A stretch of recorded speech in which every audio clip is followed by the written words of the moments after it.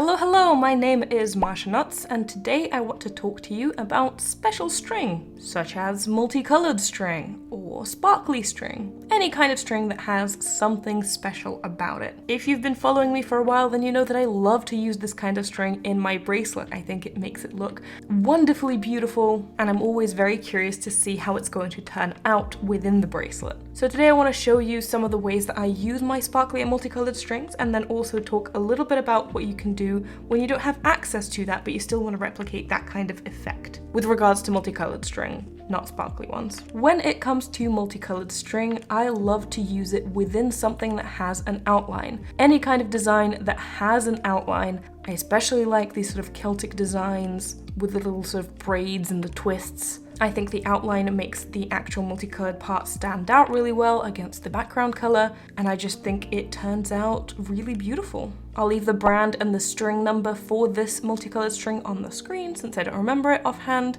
And I also have a Not With Me video for this bracelet in which you can see me actually creating this from start to finish.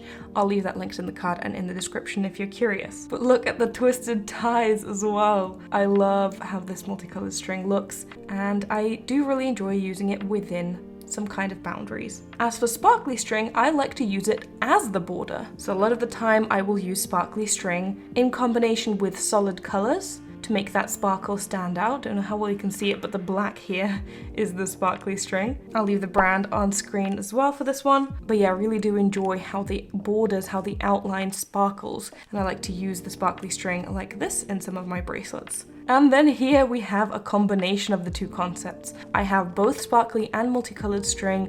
Both of the outline strings, the dark blue and the orange, are sparkly. I'll leave the brand name for that as well on screen. And then the strings inside are the multicolored ones. And sometimes this also works out. Oh, I love the sparkle here. Sometimes this also works out, especially if I've got a multicolored string that goes well with some kind of sparkly string that I've got. I think it turns out really well in bracelets as well. So these are the typical ways that I like to use my special string. I'll leave the pattern for all three of these bracelets in the description if you want to make them for yourself. But what do you do if you don't have access to multicolored string but you still want to replicate that effect? So this video was actually inspired by this user on Instagram who made a bracelet which I'm using as inspiration for this entire video. I'm actually going to be recreating that same pattern. But what they did is they had a very similar pattern to this one, sort of Celtic design with a bunch of different waves. And as you can see, even in this one, if you look at the triangle end, there's a lot of strings going into it that are of the same color, which is the multicolored string. Now, instead of using a multicolored string and just using multiple strands of it to create the design, you can actually use strings of completely separate colors, which is what this user did. And this is exactly what I'm going to be doing in this video. So I've got 6 colors for the actual bracelet itself, 3 colors for the background, and 1 for the outline. So for your pattern, you might need more colors, you might need less colors. What you're gonna do is you're gonna have a look at the pattern and determine how many strings you need for the color that is within the borders. Usually that would be one single color or a multicolored string. That would be the same string that you would use. But you will determine how many strings you need of that, and instead of using one single color, you would use different colors, one strand per color. Alright, so I've changed my mind and I switched the blue with the purple. Doesn't make much of a difference for you. I just thought that that looked better for me personally. I want to start this bracelet with a loop and 2 triangle ends coming off of that loop. This isn't a tutorial about triangle ends. If you want to learn more about them, I have 2 videos about them. I'll leave them both linked in the description. But there is something different about this bracelet since I'm going to be using only 1 string for these colors. The colors that are going to be within the borders. I can't do a normal loop because when you loop a string, it produces 2 strings. So we are going to be doing something a little bit different here, and I will demonstrate. So if you're going to be doing the same thing as I am, where you're going to have 1 string for the colors that are inside the bracelet, then you can follow along. If not, you can just do a normal loop and triangle ends, or whatever kind of normal start that you want to do. If you're going to be using 1 string per color and you're not doing a loop, maybe you just decided to do a regular triangle end, or whatever kind of start that you like, also don't follow along. This is specifically to people who want to do a loop, but are also using 1 string per color. So for the strings that you have an even amount of, cut them as normal in the amount that your pattern requires. But for the strings that you want an odd number of, you're not going to cut them as normal. Make them as long as you want an individual string to be, and then add maybe 10-ish centimeters. Like add like this much, so you can then loop it over as well and then cut it off after. So just make it slightly longer than you would for just a regular string, so that you can have that bit loop over and then cut it off. So I'm going to do that, and I'll bear it with you. Alright, so this is my middle. This is going to be the top of my loop. And we have these strings that I could have made a little shorter, if I'm being honest. I think I made them a little bit too long on either side that I'm going to cut off because I only need one string of red. I only need one string of blue. And I need them to be on this side. So I put the shorter ends on the other side to cut off. The colours you can decide however you want, they don't really matter on which side they are, but on whatever side you want them to be, the other side is going to have that shorter string. Now, I did also make some changes while I was cutting the string. I decided that I want to do the straight edge technique. If you don't know what that is, I'll leave the video explaining that linked in the card and in the description. But since I wanted to do the straight edge technique, I also needed 2 extra strings for the edges to do that technique onto. And instead of cutting new strings, I decided to go with strings that I already had. So the green string that is going to be used as part of that color doesn't have a tail on the other side. In fact, the tail on the other side is just as long as the one on the first side because I'm going to be using it as a base for my straight edge technique.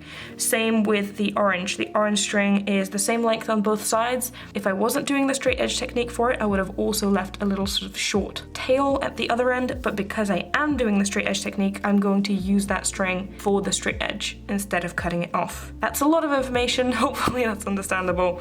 If you're not doing the straight edge technique, this doesn't matter. The gist of what I'm trying to say is that if you have one string that you need, so for example, this purple one, I need this purple string to be long on the right side and I only need one of that purple string. So on the left side, I left a shorter tail of it to then cut off. Same with the red string, but on the other side, on the left, I need a long red string, but on the right, I don't need it. So I left a short tail for it to be cut off. That's the gist of it. But if you're doing straight edges, you might as well use one of the strings that you were planning on cutting off for that straight edge. This is not a beginner thing. Doing a loop like this is not a beginner tutorial. So hopefully people who are a little bit more experienced actually understood what I was saying. Anyway, I'm gonna start making the loop now and then I'll show you when to cut off your strings. Alright, so I've made the loop and at this point is where I take out those little ends, those tails. I took out the 2 tails for each side and I just put them up. So they're not going to be taking part in the triangle ends here. I've just left the strings that I'm actually going to be working with within the bracelet. And I can start making it. I'm going to start making the triangle ends. I'm going to start making the bracelet. And then I'm gonna go back and I'm gonna cut off the little tails. So I'm gonna do that off camera and I'll be with you once I'm done. Alright, so here we go. I've already started making the bracelet.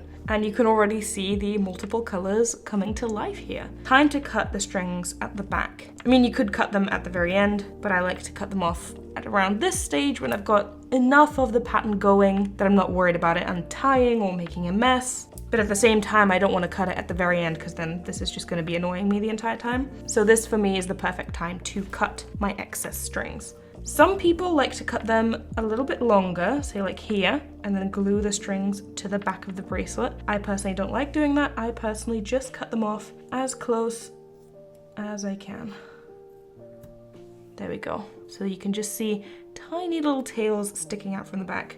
And same on the other side. I cut them right there, as close as I can get with my scissors. I've personally never had string untangle or untie at this stage, but if you are worried about that, you might want to leave a little bit longer of a piece and then glue it to the back, as I said other people do. And there you go, I've started the bracelet with an odd number of string in some cases. I'm going to continue making this bracelet and then I'll show you the completed design once it's done.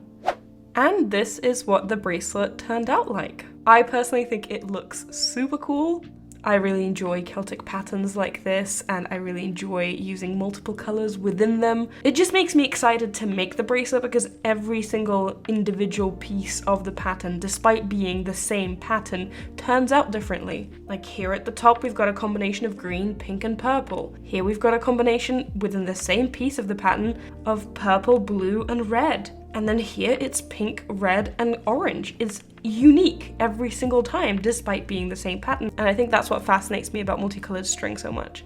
So yeah, if you don't have access to multicolored string, I think that this is a good alternative to create very beautiful bracelets, and it kind of creates a unique effect in and of itself. So I definitely recommend you try out this technique. And the strings at the back never did end up coming out for me. They are little tiny buds at the beginning here, and they don't stick out from the front. So there we go, this was my overview on special string and how you can use it in bracelets, and what alternatives you have if you don't have access to multicolored string. I hope you enjoyed today's video. If you've got any questions, feel free to leave them in the comments. I try to answer as many as I can. And before I go, I want to give a special shout out to my patrons and especially my top supporters whose names are going to be on screen. Thank you so much for your support. I truly appreciate it. And if you also want to become a patron, there is a link in the description where you can sign up and get exclusive perks. But in any case, thank you so much for watching. I hope you enjoyed today's video and I will see you in the next one. Bye!